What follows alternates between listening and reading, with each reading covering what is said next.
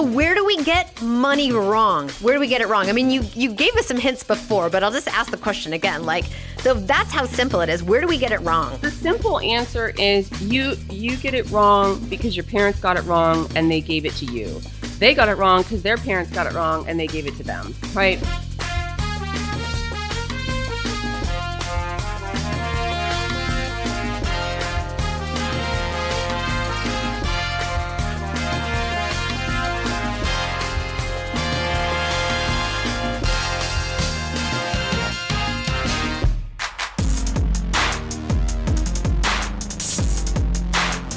Hello, everyone. Welcome to the Dia Bondi Show, a big, huge podcast for your goals. I'm Dia Bondi, longtime leadership communications coach and catalyst, and I am on a mission to both help leaders speak powerfully when the stakes are high, but I'm also on a mission to put more money and decision-making power in the hands of women so we can change everything for all of us.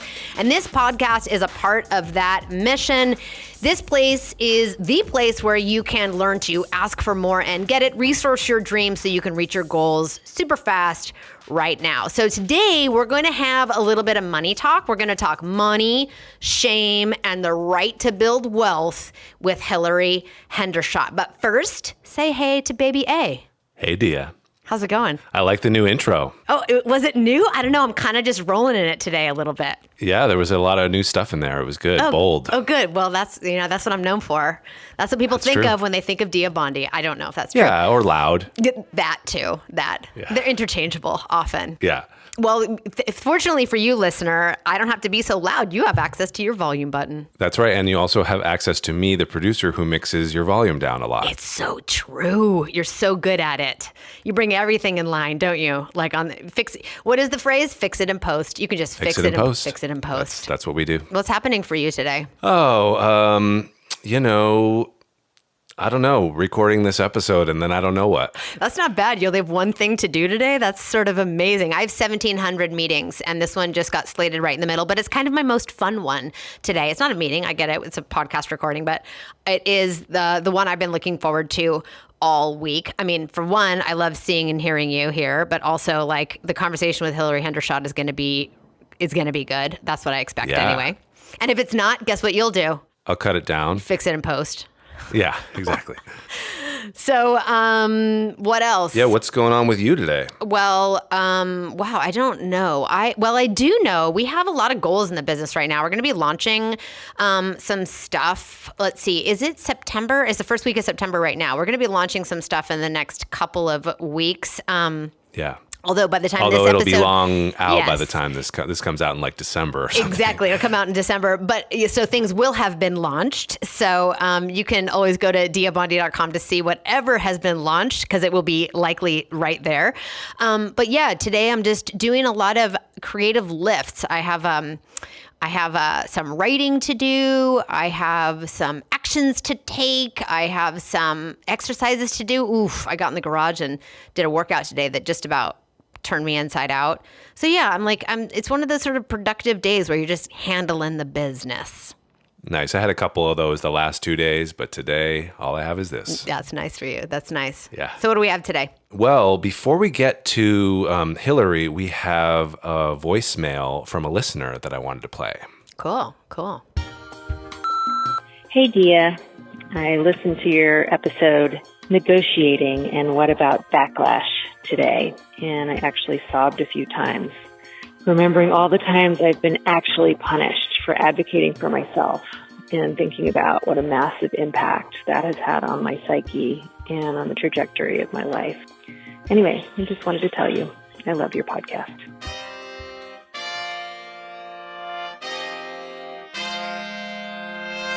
Thank you, caller, for dropping that in our voicemail box. And, while, yes, this podcast is aspirational, yes, the work that we're doing around helping women ask for more and get it and resource their dreams, with Project Ask Like an Auctioneer, which hopefully will be a book soon, it is all really aspirational. And, what she's pointing to is exactly why we did that episode, which is this, this stuff doesn't come without consequences. And you all listening today, maybe our callers' comment and share is resonant for you. Sometimes we get caught in this place where the very thing we need to do for ourselves is the very thing that we get punished for. And getting out of that logjam is really hard. And so while the show and this work is aspirational, it does not overlook the fact that is super real. And we will continue to have folks on the show to talk about strategies to deal with backlash, how we can think about going around those obstacles as often as possible and continue to, charge forward in a way that makes sense for each of us without getting stopped, without feeling like we have to choose to not pursue what matters to us. So, yes, when we advocate for what we want, we might push ourselves out of our current context, meaning you might be asking for something right now in your career or in your business, or from your collaborators that give you even if you don't get the backlash, you may be getting the no's, or you may be getting responses that tell you that you're not going to get what you want or need in that context.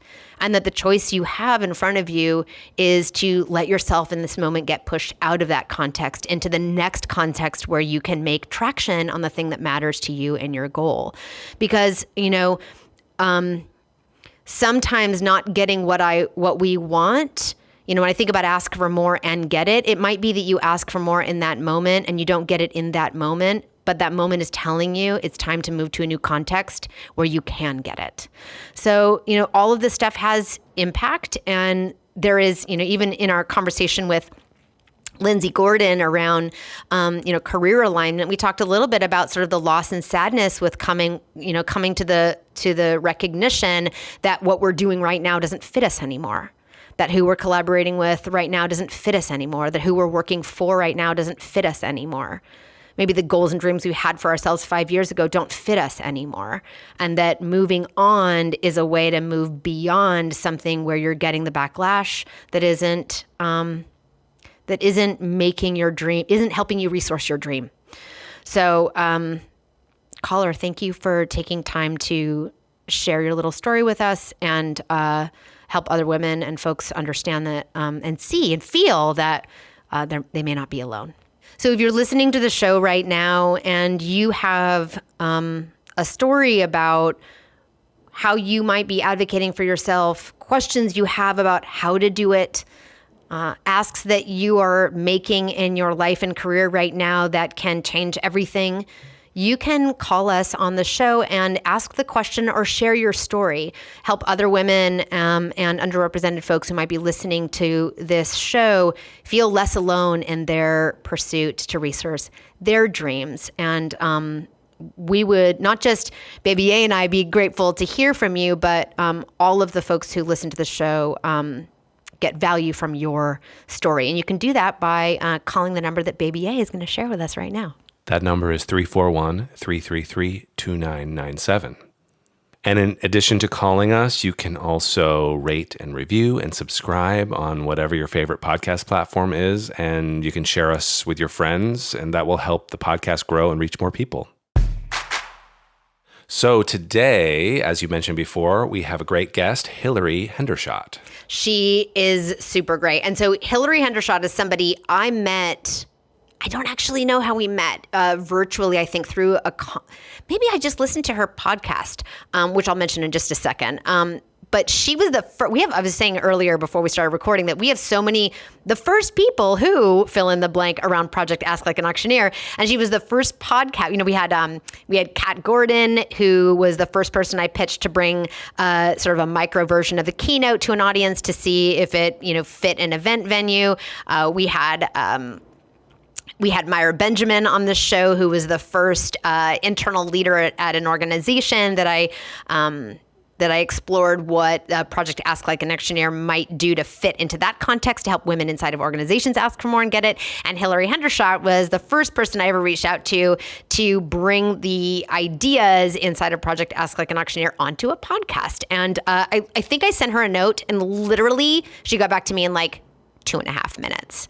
And so I'm so happy to now have her on our show. So Hilary Hendershott is the founder of Hendershott Wealth Management. It's a leading financial advisory and wealth coaching firm for women, which is so cool. Her mission is to motivate women and their loved ones to be financially empowered and to thrive. And her wealth coaching programs have enabled participants to finally take control of their money. Lots of us know what that feels like, or we want to know what that feels like. In those programs, folks will learn healthy financial habits and grow their individual wealth by millions of dollars collectively. So Hilary is, I mentioned to you about the podcast. She is the host of Profit Boss Radio, a weekly financial podcast where she and her guests offer women financial and financial inspiration and actionable advice. She's a TEDx speaker and has been featured in the Wall Street Journal, NBC, ABC, Fox, Daily Worth, Forbes, Investopedia, etc. And she was recognized as a top 40 under 40 entrepreneur in Silicon Valley in 2018, 2019, and 2020. Investopedia named her one of the top 100 most influential advisors in the U.S. So Hilary has an MBA from Santa Clara University and is a certified financial planner, and we're so happy to have her on the show today.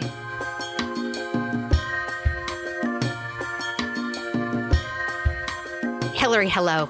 Hi. I'm so glad to see you. I was just telling, before you logged into the call, I was telling Arthur and everyone listening that you were the first, Profit Boss Radio was the first podcast I pitched to talk about Ask Like an Auctioneer.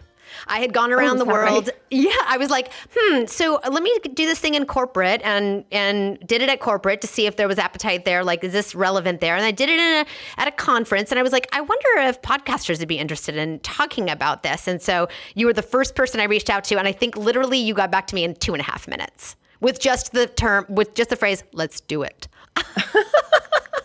You know, I Googled you to listen to you actually talk like an auctioneer. I do remember, I have like a visual memory of that.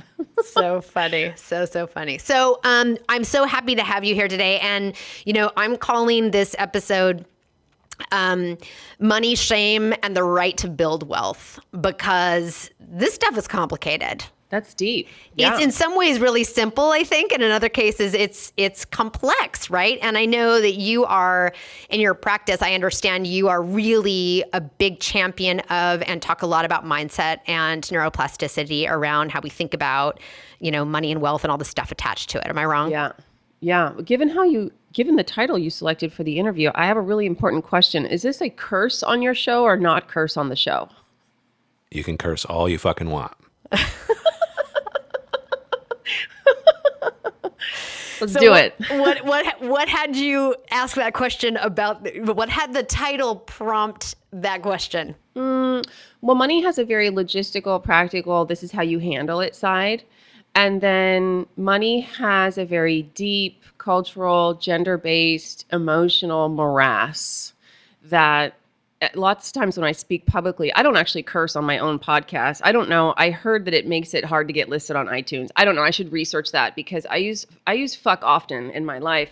But I say when I speak publicly, I say we made money up. And then we forgot that we made it up, and people went crazy about it. And when I say people went crazy, I mean they're batshit fucking crazy about it, right?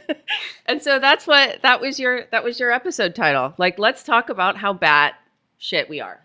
It's so good. So we're having you on the show because this is a podcast. This is a big podcast for women with goals. And one of the goals of the podcast and tied to Project Ask Like an Auctioneer, or the mission, is to put more money and decision-making power in the hands of women so we can change everything for all of us. So, having you on the show is a really important part of talking about what it means to put more money in our hands and then what we do with it to build wealth, right? So maybe you can share with us really quickly sort of what your money story is and what your wealth story is.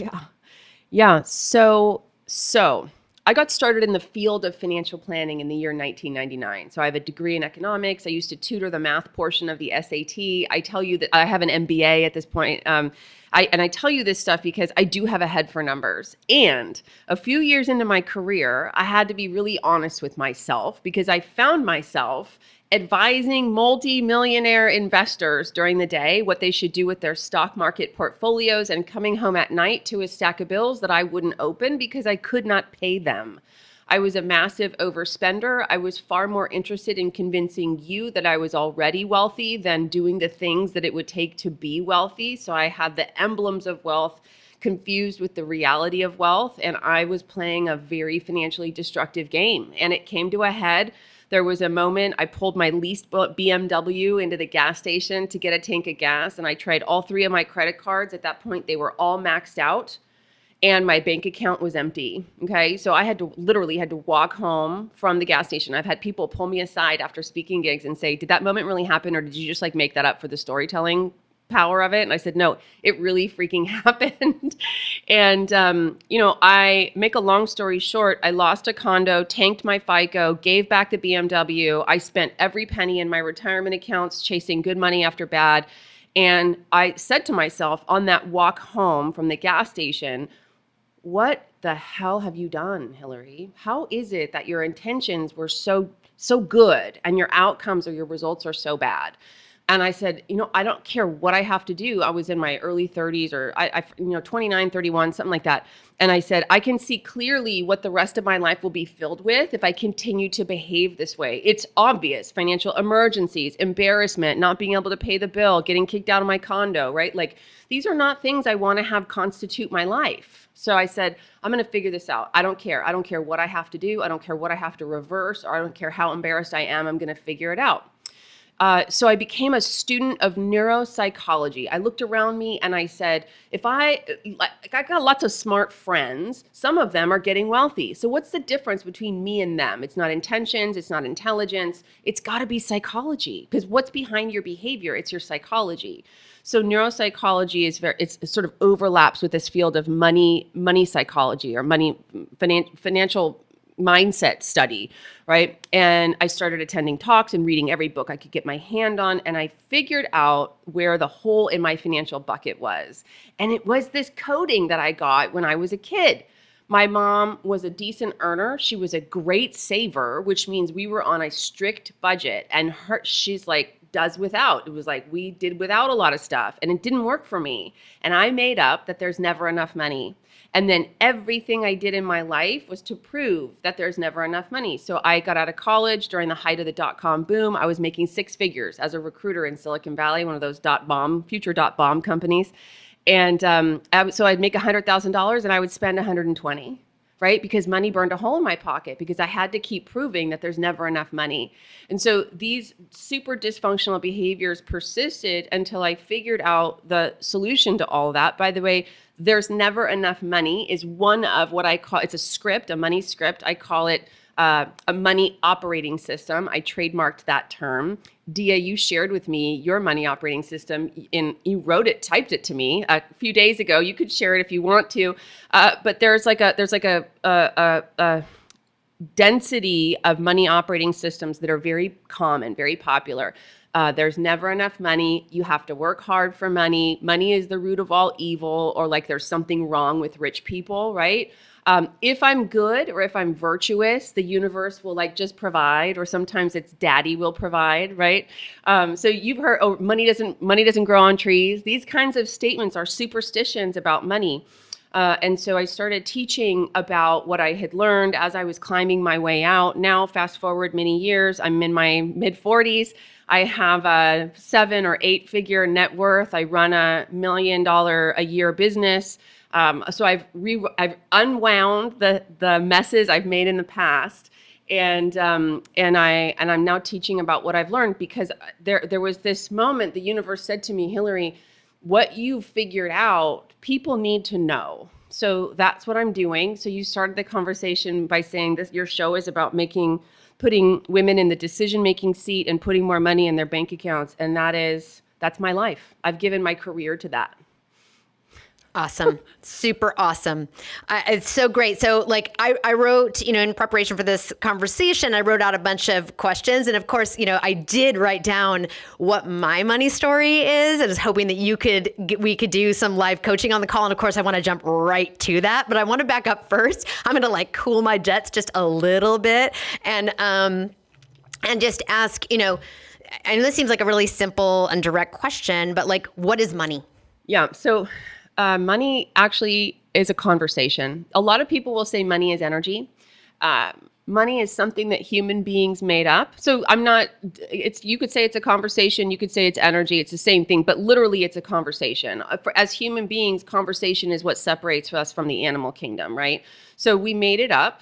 It's a solution to a barter problem. So in the past, if I wanted your cows, I had to have chickens that you wanted, right? If you didn't want my chickens, I couldn't trade for your cows. I couldn't get my cows, like all was lost. So we made up money so that I could give you a coin, a thing that represented something you could trade in the future for something you wanted. And because you trust that system, you take my coin for your cows. End of story. That's all money is. So where do we get money wrong? Where do we get it wrong? I mean, you gave us some hints before, but I'll just ask the question again. Like, so if that's how simple it is, where do we get it wrong? The simple answer is you get it wrong because your parents got it wrong and they gave it to you. They got it wrong because their parents got it wrong and they gave it to them, right? I don't know. I mean, human beings put meaning on lots of things, right? So we forgot that we made money up. We forgot that it's a blank slate. And then we saw people it is true that people do diabolical things with money. Like that happens. And there are diabolical people who don't have money, right? So it's not the fault of money that those people did that thing. We forget to assign responsibility where it actually lies.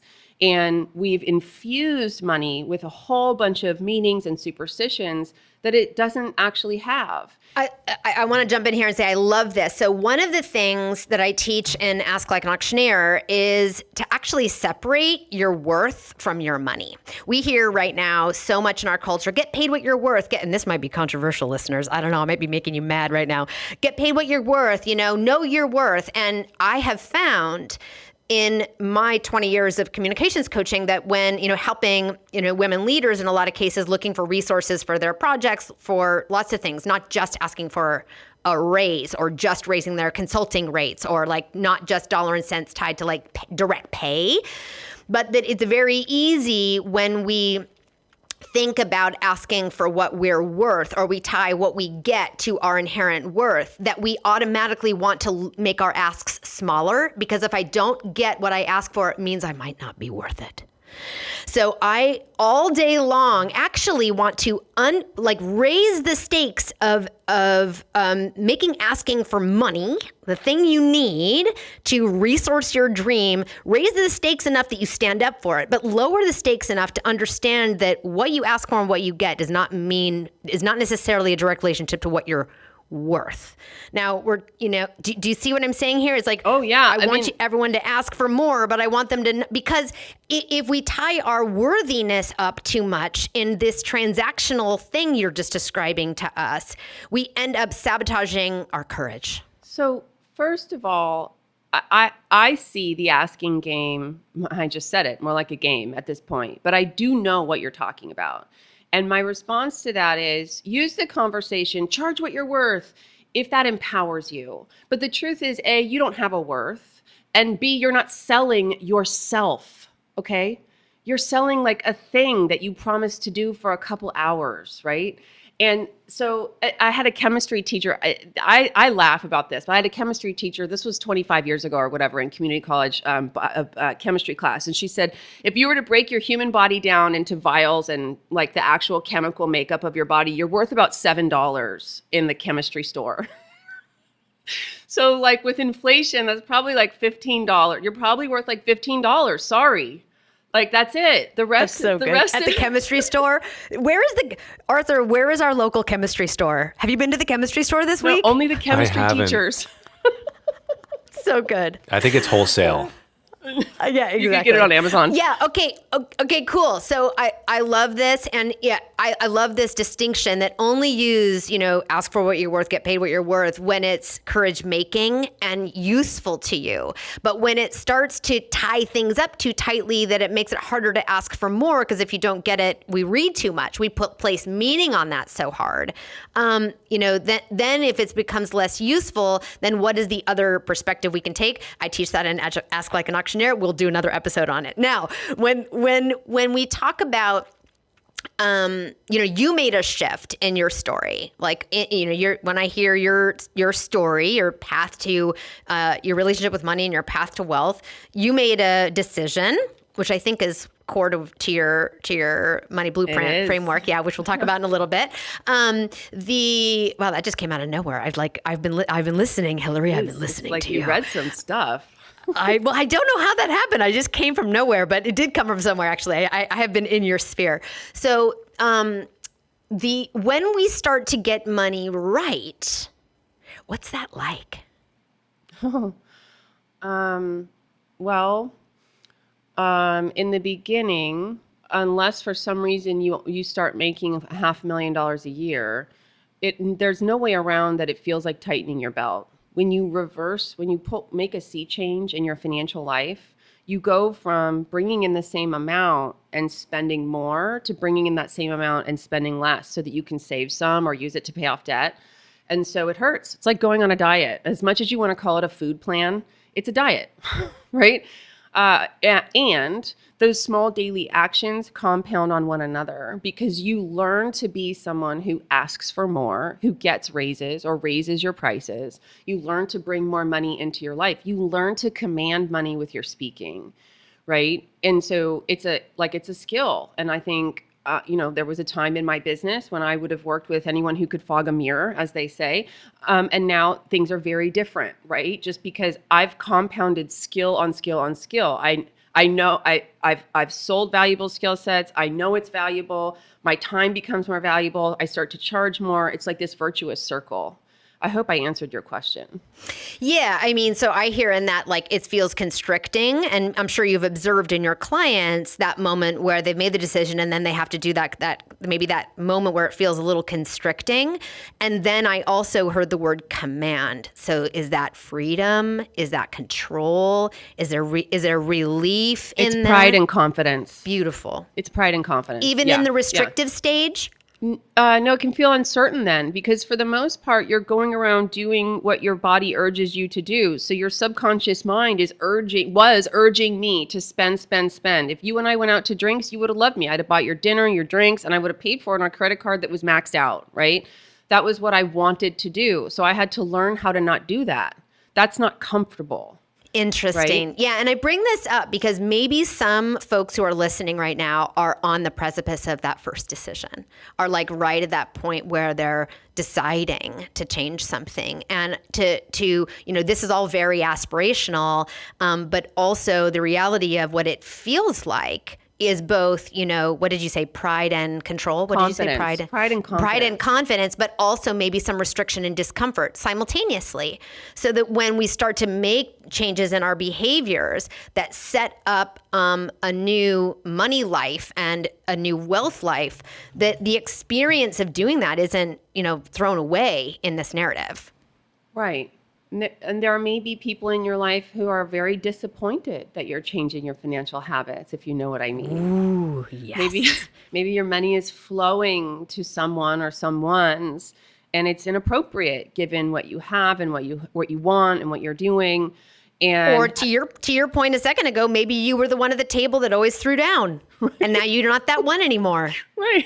Maybe you have to learn how to say, if we're going out to drinks tonight, you're paying because I'm not. Yeah, your friends have to get to know you. Yeah. That's so good. It does shift a lot of power in our relationships, doesn't it? Like it has this ripple effect across how we operate in our lives that are noticeable. So that feeling of wanting to spend when you don't, can I tell a really silly story?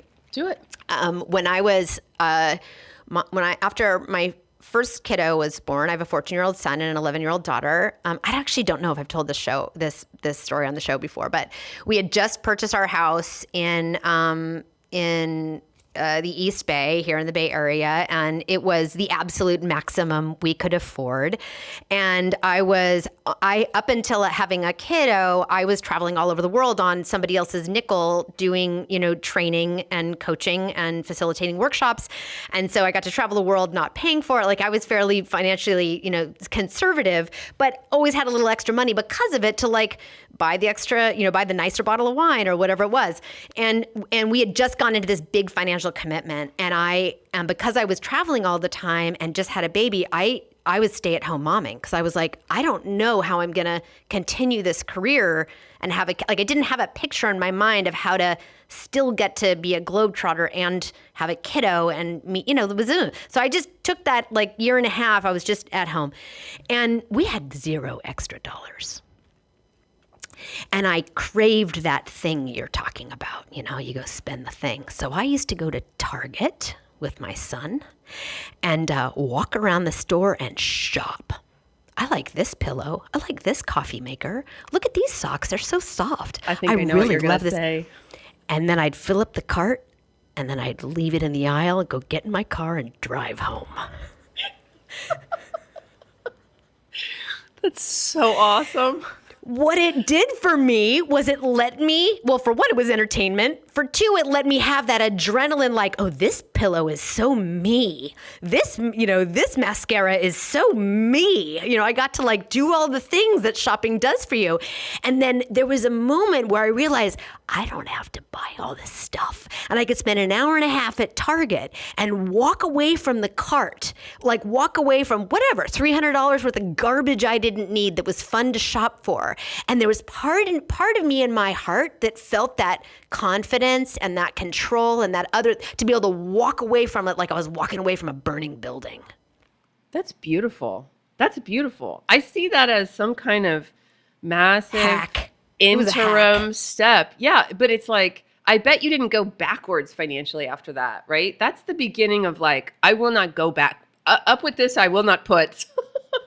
Absolutely. And it got to be kind of fun because I was, we said we could curse on the show, but walking away from that cart was a little bit of a fuck the man moment. Yep. You will not tell me what to buy. I don't have to buy. I don't have to. So great. So we talked a little bit about money. Let's talk a little bit about feelings, if we can. So what other perspectives, beliefs, or ideas do women have to contend with that makes it hard to sort of own a wealth goal? Because I think about there's a difference between a money goal and a wealth goal. I'm curious if you agree. And what are the things get in the way of us sort of owning wealth goals? My experience is most women don't have wealth goals. Off the cuff, having spoken to thousands, maybe 28%, something like that. The feelings, you could do a whole podcast on this. You could sell a very high price mastermind just to grapple with all the shit women have to deal with when it comes to money. So first of all, it's not feminine. It's not okay to want it. It's not virtuous to have it. You have to maybe choose between being attractive and sexy and being wealthy, financially well off. And that's not to say, there's Jennifer Aniston, right? Everyone knows she's attractive, or she's wealthy. Everyone knows she's attractive and wealthy. But it's if you're dating in your mid 40s or 50s or something, and you're worth a couple $1 million, it's a problem. And people aren't talking about this, right? Because it's a problem because you have high expectations of him. It's a problem because if he finds out, he might feel insecure. There's also if I'm wealthy and my friend finds out, she might feel insecure. It might alter our friendship. So I have to eke it out, talk about it in little ways that test the waters to see what's going on for her about it. It's very interesting that you say that because even, talking with my network about, these aren't necessarily personal wealth goals, but revenue goals in my business, I often run up against, Dia, it's not all about money. Oh, I love this one. I get this one. Somehow, if I have money goals, it's all of a sudden all about money. And I'm like, excuse me, have you met me? Do you know what I've been doing for 20 years? So wild. One doesn't cancel the other, It's so funny. If you walked into, sorry, go ahead. No, go ahead, you. If you walked into someone's kitchen and they were making an organic green salad and you said, wow, I'm so excited to eat that. It looks so healthy. And they looked up at you and said, well, it's not all about being healthy. You would go, what are you talking about? Why are we eating salad then and not meat lasagna? What is wrong with you? You would think there's something going on up there, right? So it's so when cool. when you say it's not all about the money, it's like you're causing cognitive dissonance in your mind, because I promise you, when I'm paying my bills and sending my tax guy my documents, it's all about the money, right? It's not 24/7, but there's times when it is 100% all about the money. So And let it be so. Because it's all about the money in that moment doesn't cancel out all the other things that are going on in the ecosystem that your money enables. Okay, so in your framework, say the name of your framework. I created a framework called the 7 Steps to Wealth. Right. And in your framework, you do have an ask component. Can you talk about where that fits in the steps? And can you talk about why it made the cut? Yeah. Oh, it's critical. So what I did was, when I received this download from the universe, Hilary, you must teach what you have learned. I said, okay, everyone says you have to make it simple. So I looked back, literally, what did I do? Clearly, the first thing I did was I decided, and I shared with you that moment. You know, we talked about that earlier in this conversation. So you have to decide. You have to decide to align yourself, your behaviors, your thoughts around growing your wealth. The second is speak. So you have to take an inventory of what are you saying about money. We're talking about this right now. Most people don't talk to money. They don't talk about money to anyone else. For the most part, we talk to ourselves, maybe our romantic partners about money, right? But what are you actually saying? The third is plan. Most people never get this far. So like I said, money has a logistical, very operational side. The fourth is earn, and the fifth is ask. So ask is the bridge between the life you have now and the life that you want, right? Beautiful, beautiful. So I say and ask like an auctioneer. Actually, since you and I spoke about it a couple of years ago when I first launched it, it's evolved because I've talked to, lots and lots of folks. I've given the keynote and the workshop a lot. And, I have decided that it is not just about helping women ask for more and get it. It's also about using asking as a success strategy. So I love that visual of like bridging the gap between those two things you just mentioned. Beautiful. Yeah. One of the things I do in my coaching course, I ask people to go ask for things such that they hear no 100 times. And I'm sad to say, I don't think anyone's ever done it, but I promise you, if you go ask for something such that you hear no 100 times, you will not have the same life by the end of that project or that program that you did when you started, because you will hear yes so many times that you didn't expect to. And what kinds of asks are in the 7 Steps to Wealth? Like, what kinds of asks are we talking about? Well, I invite people to start by asking their things that they don't really care about or need. So I invite you to go into a coffee shop and ask for a discount. Now, some of you have already left. You've like shut off the podcast. You're like, I'm not going to do that. I would never ask. I don't haggle. Okay. I mean, it's not a big deal, right? The person behind the counter can say yes or they can say no. The point is that you become someone who asks. You can ask for an upgrade at your hotel. You can ask for your neighbor to do a nanny share with you. You can ask someone to be your business partner. You can raise your prices. You can ask someone to be your client. You can ask your partner to do more of the household chores or hire a housekeeper. I mean, these are all asks. If you look around at your life, the life that you've built, the life that you already have, it's all a function of asks.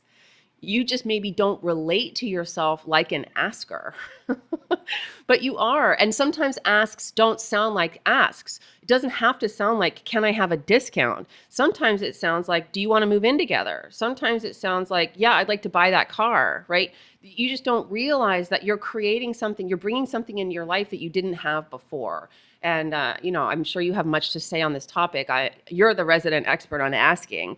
I just think people ask more than they think they do. And there are things that you won't allow yourself to ask for. And I just invite you to build that muscle. That's beautiful. What kinds of things do you find we don't let ourselves ask for?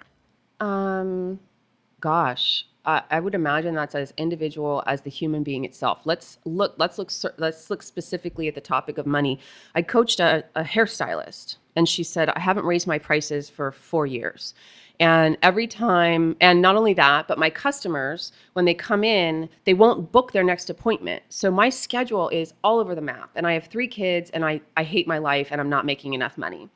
So the script we created for her is, you're going to want to get your next appointment booked because I'm currently booking 4 to 6 weeks out. And by the way, the next time you come, your price will be X.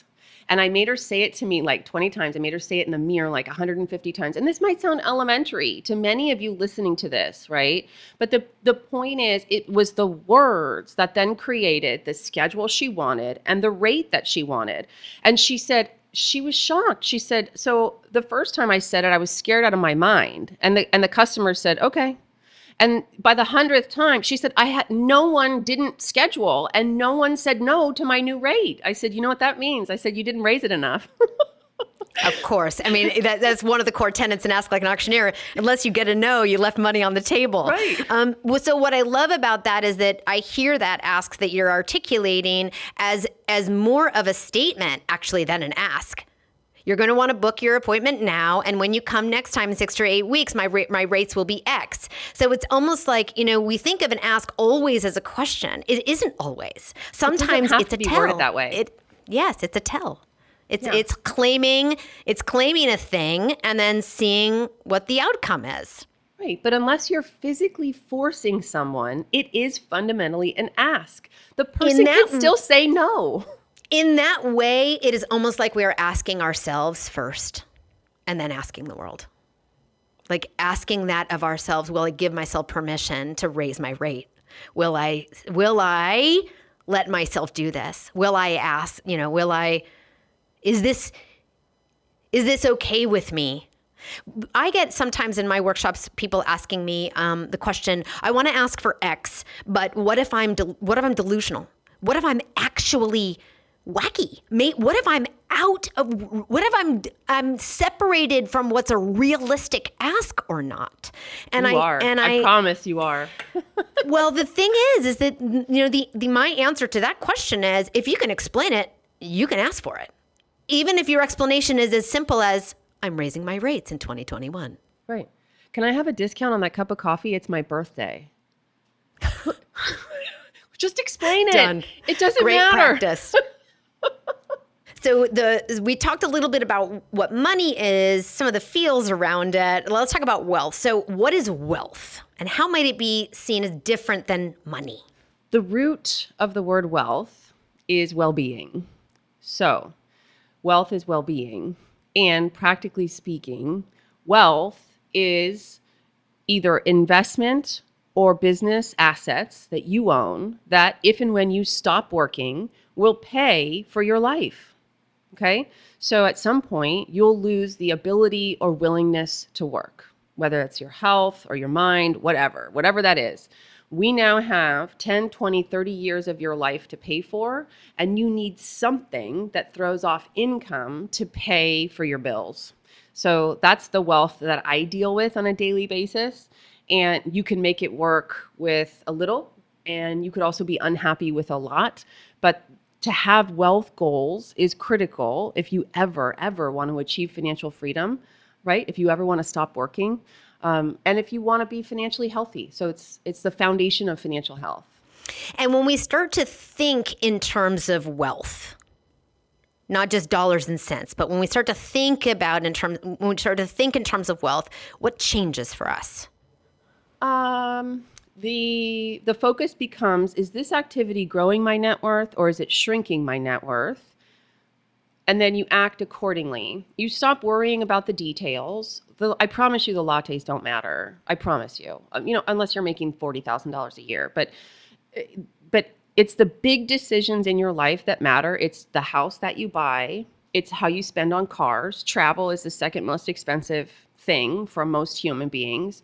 And if you spend your life borrowing more money than you have to buy nice cars, you are hamstringing yourself forever financially. Just forever. That's a fact. And I just pick cars. There's lots of other ways you could do that, right? But for me, I've paid cash for cars for a decade now. I just write a check, whatever that is. I just don't borrow money for that kind of thing. And I say to people when they come into my office to talk about their retirement, at some point you stop thinking about the value of your accounts, like just the sum of them, or even your net worth or your balance statement, and you start thinking about how much income can these assets pay me? right? How much can I draw from the principal balance of this account over my retirement, which is an undetermined amount of years, right? Human longevity is a miracle of science. It's also like a financial problem. This is like a conflict, right? And so we want to spend from your assets in a sustainable, regenerative way. And so that really, it doesn't matter how much is in your accounts. It matters how much you get to pay your bills with. I just had a flash in my mind as you were talking of like money is like a bag of groceries on the counter and wealth is like a garden. That's good. It's funny, but like I should have asked you. Well, I think about like, we think about how much money did I make this year, or how much money do I have in my bank account, or how much money, do I, that's like a finite thing. It's like it's a great tool, it's a bag of groceries that you have to figure out, how do I allocate this so that we can eat but then a garden is like a thing you tend to. That's right. A garden is what gives back to you ongoing, and you can make decisions. It does influence, the decisions that you make to decide, like, is it actually growing the garden? Is it nurturing the garden, or is it depleting it? And that's why I use that term regenerative and sustainable. That's exactly right. And that garden wouldn't be regenerative or sustainable if a herd of rhinos trampled it, right? And there's things that you can do to your money that are akin to a herd of rhinos trampling it. But if you continue to take from it in a sustainable rate, you can expect it to keep giving. So this podcast is a podcast for women with goals. If folks listening right now have a money goal or a wealth goal, where do they start? I thought a lot about this question, and I don't mean to sound trite, but I really think the answer is you do it just like you do anything. And there's that saying, how do you eat an elephant? One bite at a time.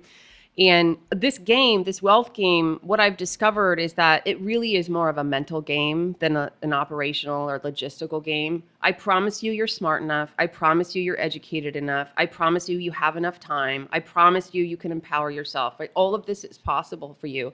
And it really starts with, okay, how can I get there? And if you can't get to, I'm going to be worth $5 million by the time I'm 65. If you can't get there right now, get into wonder. Well, what would it take? What would it take for me to be someone who completes my working years with a net worth of $10 million? The state of wonder connects you to your inner being. It connects you to your soul's whisper, your intuition, right? And so I don't advocate, I'm not a Nike coach. Just do it. Right? Because it's impossible. If that were, if Just Do It coaching worked, we'd all be skinny and rich. And it's just like is. And so the mind is a tricky thing, but it might take a year or 2 years for you to coax and cultivate your mind into a possibilities machine when it comes to money. But I promise you, there's areas where you're already a possibilities machine. So how can you become more like that in this area? I love that. And so I'd love to give our listeners a prompt right there. If you're walking around your house or in your neighborhood or you're in your car right now, hold on to a question for you might be something like, I wonder what it might feel like, or wonder what it might be like to make 30% a year more than I do now. I wonder what it might feel like to be able to say my net worth is $1 million. I wonder what this idea of wonder helps us put together a picture for ourselves and start to feel into a reality that is not yet true, but can be a possibility. Yeah. You can wonder no matter what your reality is. There's no limitation on wonder.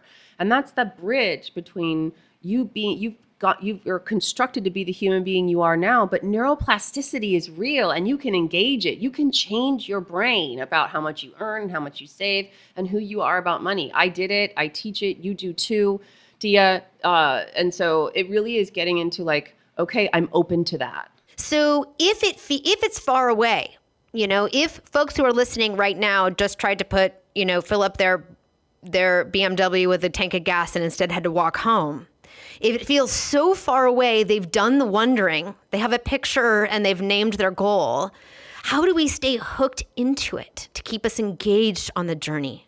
Because it may feel small and bite-sized in the beginning. Am I wrong? Well, I have a great deal of energy and a great deal of ambition. So I can only relate to being human being from that experience. And once I set my sight on a goal, I'm all systems go about it. So if you're there and you are wondering, I wonder what it might be like to make 30% more, treat your world like a laboratory. It's like the number of people you can ask, hey, I make $125,000 right now. What can I do to make 175? I mean, it's kind of a silly question. Really, it's not a common question. And I imagine your questions will evolve. Like, what skill sets can I attain? Who can I ask for a raise? What other company can I work for? What other thing can I do with my time? Right? Like, there's never a time or a place in life where you can't open up your mouth and ask someone who is willing to help, what can I do to get there? And then practice, take baby steps or make those practice asks, figure out what it's going to take to get to that next step and continue on that way because they grow exponentially. Well, I love this idea of thinking of the world as your laboratory and you're running a bunch of experiments and the results that you get, even if they're tiny, getting that discount, getting that, free upgrade on a hotel room, for your next business trip or, asking for a larger coffee for free because it's your birthday. These little experiments we run and get small rewards can be a hook to keep us engaged in the journey because pretty soon you can look backwards and go, ooh, I came pretty far. I got a lot of things. Yeah, the little milestones really add up. They really do. And there was a time I was terrified to be in the room alone with an investor. I was afraid that everyone knew more about stock markets than me.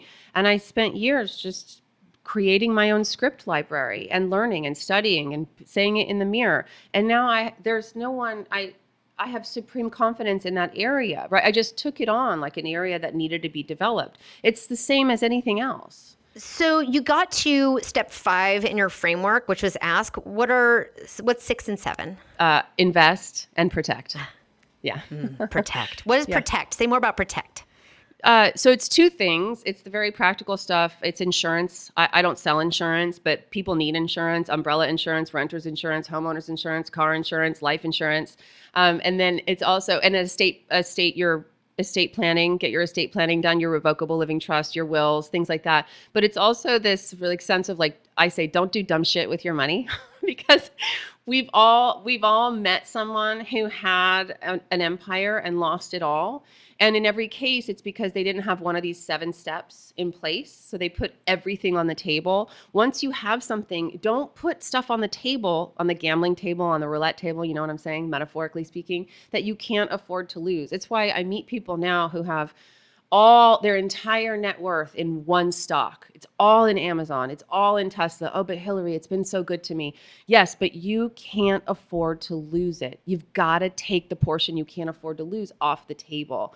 And so that's just that's real in that example, but it's metaphorical in other areas of your life. Be like a squirrel saving nuts for the winter, put them in the tree and then don't expose them to the light of day. So this last couple of years, I've done some of my own mindset work around money, and I was hoping that I could share my money story with you, and you could just meet me and see if there's any coaching questions that you could offer me. Yeah, let's do it. Cool. I'm so happy to put myself on the line for our listeners and just share a little bit and be on the receiving end of this stuff because I'm in it with you. I'm in it to win it with you. So my money story is that money is misery. When I was a kiddo, my grandfather, who was kind of a hero, he sold his business. I don't know how old I was, but I was probably elementary school-ish, 11 or 12 maybe. He sold his business, and I never got why that sent him to bed with depression for a long time. It was so weird to me. I thought, this guy sold his business. I didn't even know that was a thing you could do. And I thought he probably made a lot of money. I mean, he sold an upstanding local insurance company with his name on it. And he went to bed, and the story was, Grandpa's depressed because he sold his business. Even though he walked away with a pile of cash. So all I could think of was, wow, he sold his business. How awesome. But no, it was misery. I watched him suffer. In our own household, my family's business ran from a desk in our small house, And it was a construction company, a small one, and always like every single problem in the business, all the problems, I could hear it all, like at a volume 11 all the time. And I kind of over time got that more money was more problems. We'd have our family would have a great year, and that was the year something wild would happen, and everything that got built got rained on and destroyed and was put at risk. Or, there would be a lawsuit that came from a general contractor after a long, condo project sat on the, years that were great were torn down often. It was more money, more problems. The more money that came in, the more exposure we had. And the fallout of that was nearly violent in our household. So for me, I have always not cared about money. I could go shopping at Target and walk away from my cart, but I also told myself a story that I'm not going to worry about money, and it's more about it's not all about the money. It's going to be about experiences, and I'm going to, just make enough. That's fine, because enough wasn't misery. A lot was a risk. Mm-hmm. Yeah, and you limited your income capacity significantly when you said that. Perfect. Okay, good. So part of this is really separating the what happened from the story that you told about what happened. One of the super interesting things what I did when I was recovering financially was I went back and I interviewed my mom, and I thought we were going to talk about how poor we were. And she actually shared with me that she's like a millionaire, and I was shocked. I was shocked. I mean, literally like gobsmacked. And what I got was my child mind made up a story about what I saw happen. And that story didn't have bearing on what's so. And so interesting that I'm living in this world and like perpetuating this world and suffering about it that was very real to me. And it turns out was just all fantasy, like a narrative. And so what I heard in the story about your grandfather was he sold his business and he was depressed. And what you said about it was money is misery. Like there's a link between his depression and the selling the business. Is that true? Cap, do you know that that's true? Yes, I do know it's true. Okay. But it's not, but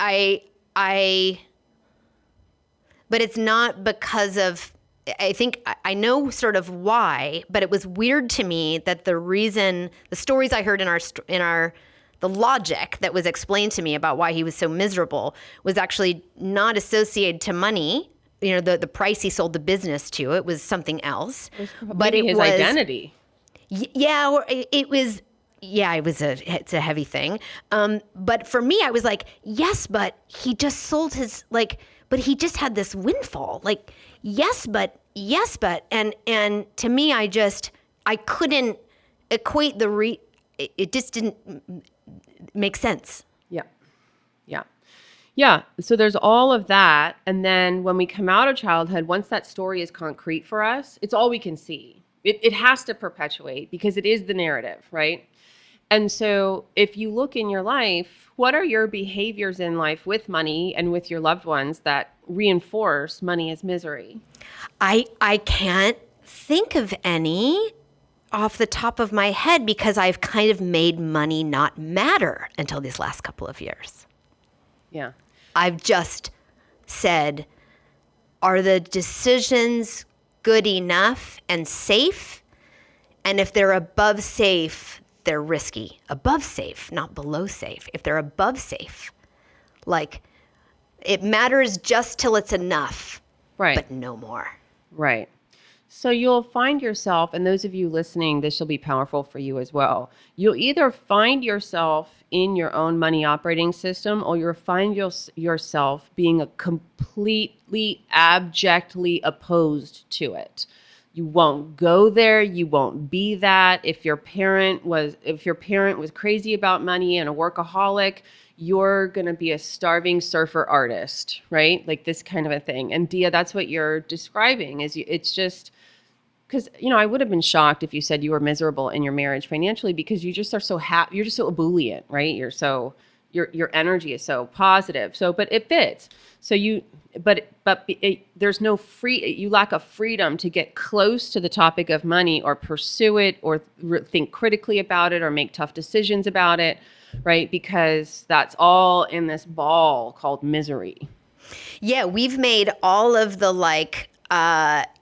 we've made, my husband and I we've been married for 21 years. Yeah. And we are, financially healthy. We are building wealth. We make all the decisions. We've got the trust in place and the insurance, and we've got, automatic transfer into our 401ks, and we got the SEP set up because I'm self-employed. We got all the things. All the mechanics are good, but it's more like a Honda than a Mercedes. Do you know what I mean? Right.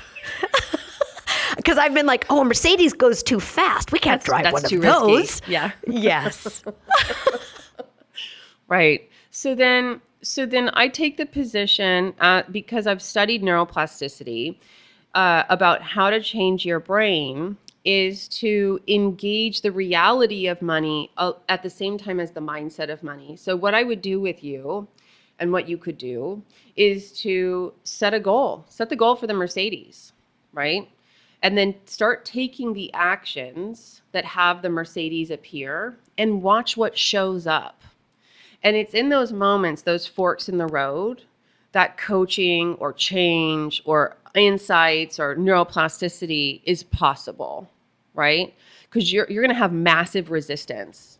Well, and it's very interesting because what we started this conversation with around when we start, what's that feel like? And you said, you're going to be doing things that your body doesn't want you to do.